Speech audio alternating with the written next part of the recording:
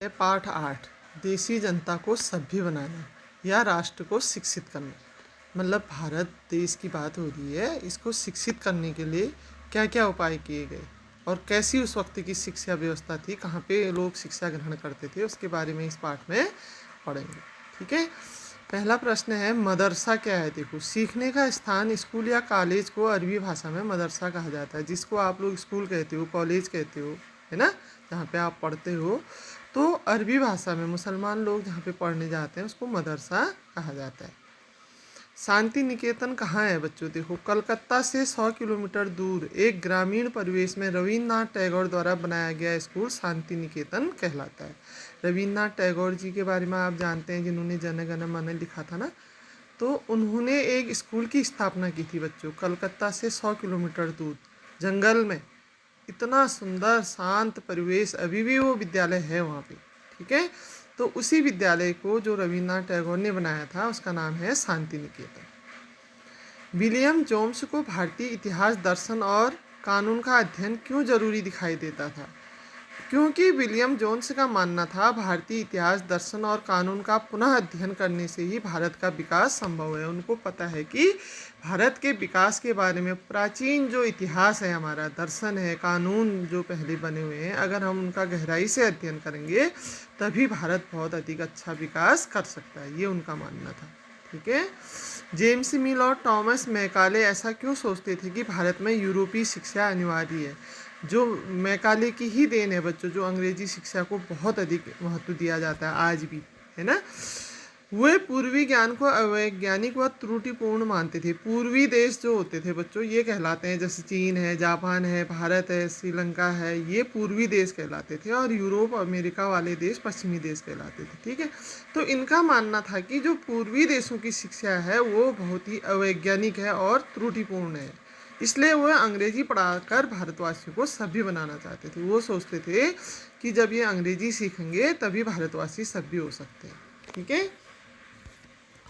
महात्मा गांधी बच्चों को हस्तकलाएं क्यों सिखाना चाहते थे। हस्तकलाएं मतलब हाथ की जो कलाएं हैं, जैसे झाड़ू बनाना, चटाई बनाना, गुड़िया बनाना, आप लोग जैसे टेडी बियर बनाए थे ना पिछली बार आप लोगों ने, तो इसी तरीके से जो हाथ से बनने वाली कलाएं हैं, जैसे चटाई बुनना, है ना, तो ये बहुत ज़रूरी मानते थे गांधी जी।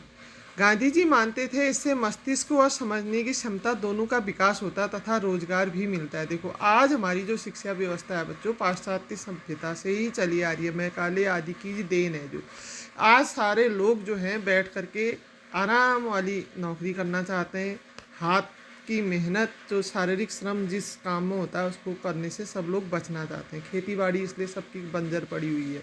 तो गांधी जी का मानना था कि अगर बच्चे का रुझान जिस ओर हो, वो जो चीज़ अच्छी, अगर उसको गुड़ाई करना अच्छा लगता है, खेतों में काम करना अच्छा लगता है, बागवानी अच्छी लगती है, साग सब्जी का उत्पादन आप कर सकते हो, फूल आदि का शौक आपको है तो आप फुलवारी बना सकते हो, फूल भी बहुत महंगे बिकते हैं, है ना।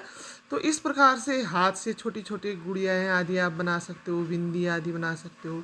तो इस प्रकार के हस्तकलाएँ गांधी जी बढ़ाना चाहते थे, जिससे कि लोगों को रोजगार मिले और खाली पढ़े लिखे लोगों की भीड़ जमा न हो।